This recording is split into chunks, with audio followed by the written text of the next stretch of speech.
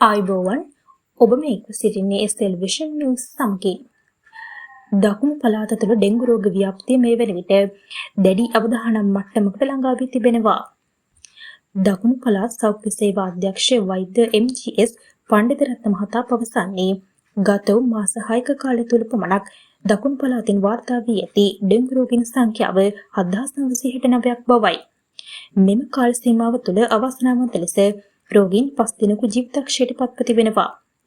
සෞඛ්‍ය අංශවල නිරීක්ෂණයට අනුව දකුණු පළාතේ නිවාස 100ක් පරීක්ෂා කිරීමේදී ඉන් නිවාස 20කම මදුරුවන් බෝවන ස්ථාන පවතින බව හෙළි වී තිබෙනවා. වෙරළ ආශ්‍රිත ප්‍රදේශ සහ ග්‍රාම නිලධාරී වසම් 50කට අධික සංඛ්‍යාවක් දැනටමත් ඩෙංගු අධිවදානම් කලාප ලෙස හඳුනාගෙන තිබෙනවා.